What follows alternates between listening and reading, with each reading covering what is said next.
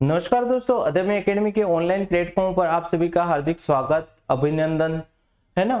तो जैसे ही हम आज जो पिछली क्लास में जो पढ़ा था ऊंट के बारे में है ना, उसमें बीकानेरी नस्ल देखी थी, जैसलमेरी नस्ल देखी थी है ना, मेवाड़ी नस्ल देखी थी, उसके बारे में अध्ययन कर लिया था, उसका वैज्ञानिक नाम क्या होता है ना, ये भी उसकी फैमिली क्या होती है उसके बारे में अध्ययन कर लिया था। और आज जो हम पढ़ने वाले हैं वो है सुअर के बारे में। एक पशु है सुअर, उसके बारे में हम अध्ययन करने वाले हैं। चलिए आइए देखते हैं कि उसका वर्गीकरण क्या होता है। सबसे पहले तो हम वो जाने।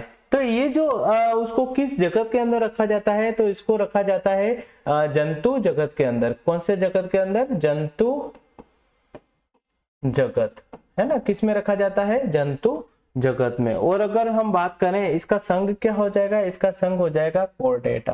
क्या हो जाएगा? कोर्डेटा।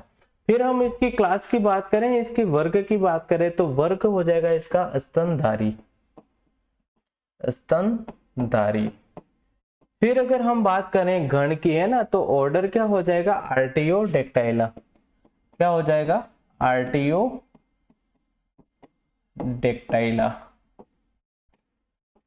फिर अगर हम बात करें इसकी फैमिली कौन सी होती है, तो इसकी जो फैमिली होती है वो होती है सुडी। ये हमें ध्यान रखना है। फिर इसकी अगर हम बात करें है ना, बात करें जीनस है ना, वंश की, तो वो क्या हो जाएगा? सस। और इसकी अगर जाति पूछी जाए, इसकी स्पीसीज पूछी जाए, तो स्पीसीज क्या हो जाएगी? सस डोमेस्टिकस। सस डोमेस्टिकस है ना। और एक और होता है सस स्पीसीज स्क्रोफा। स्क्रोफा। और एक और होती है सस विट्टेटस है ना। तो ये आपको ध्यान रखना है। मतलब अगर पूछा जाए सुअर के बारे में, सुअर की क्या पूछी जा सकती है? सबसे पहले तो इसकी फैमिली पूछी जा सकती है।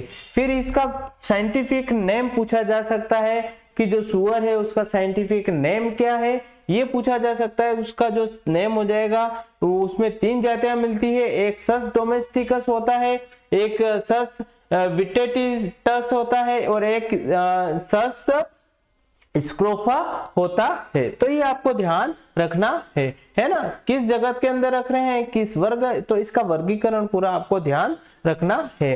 फिर अगर हम चले नेक्स्ट है हमारी एक आईसीएआर संस्था है। आईसीएआर संस्था ने कौन सी संस्था बनाई थी? एनबीएजीआर बनाई थी है ना। इस एनबीएजीआर का एक ही कार्य था। क्या कार्य था? जितनी भी नस्लें होगी उसका पंजीकरण करना, और उसके अनुसार, इस एनबीएजीआर के अनुसार है ना, सुअर भारत में कुल पंजीकृत नस्लें किसकी? सुअर की।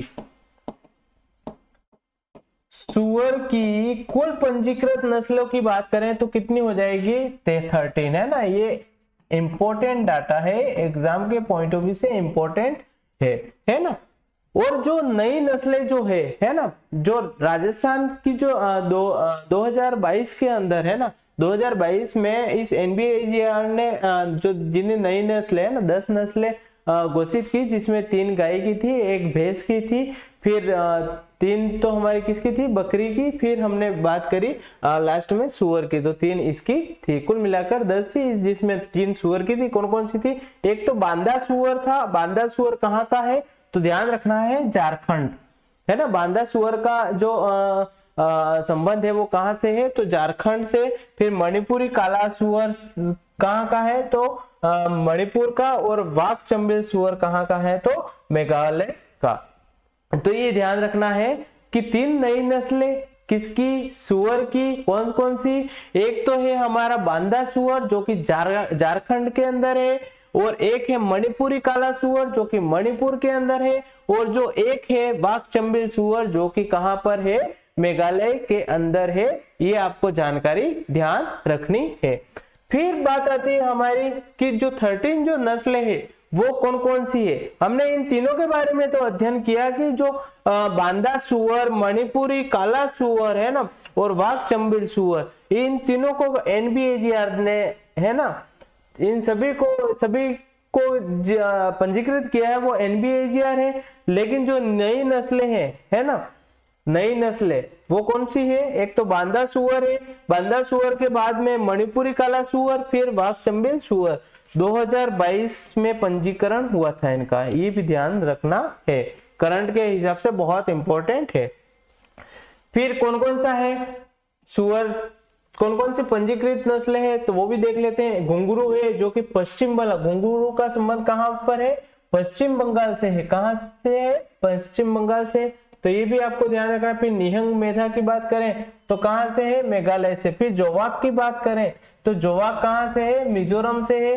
तेनिवो नागालैंड, फिर अनकोंडागोन गोवा से, निकोबारी निकोबार से, डूम असम से, फिर जो गुर्रा है वो कहां से है? यूपी से। फिर माली की बात करें तो माली, त्रिपुरा और पूर्णिया बिहार झारखंड।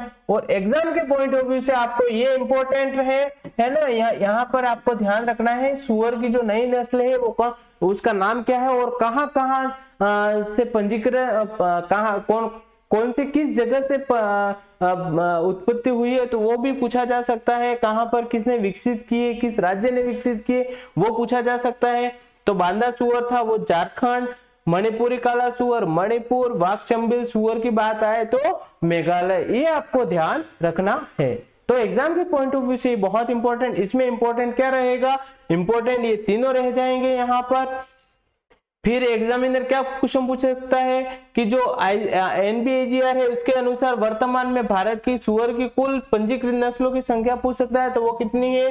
13 है ना। ये तो मैंने इंपॉर्टेंट बता ही दिया आपको, है ना। तो ये आपको ध्यान रखना। और इसका एक चीज पूछ सकते हैं, एक तो फैमिली पूछ सकते हैं, है ना, एग्जाम के पॉइंट ऑफ व्यू से। एक तो ये इंपॉर्टेंट रहेगा और इसका एक वैज्ञानिक नाम जो कि सस डोमेस्टिकस, सस स्क्रोफा और एक विटेटस पूछ सकते हैं। तो ये आपको ध्यान रखना है ना। तो आज हमने जो सुअर के बारे में जो अध्ययन किया है वो एग्जाम के पॉइंट ऑफ व्यू से भी बहुत इंपॉर्टेंट है। तो ये आपको इतनी सी जानकारी सुअर के बारे में ध्यान रखना है कि उसका फैमिली क्या होती है, उसका साइंटिफिक नेम क्या होता है, वर्तमान में कितनी नस्लें पंजीकृत है, जो नई नस्लें पंजीकृत हुई 2022 के अंदर उनका नाम क्या है, किस जगह से पंजीकरण हुआ। तो इतनी सी जानकारी आपको इसके बारे में ध्यान रखना है ना। फिर हम नेक्स्ट क्लास में मिलते हैं, तब तक के लिए जय हिंद जय भारत, है ना। धन्यवाद।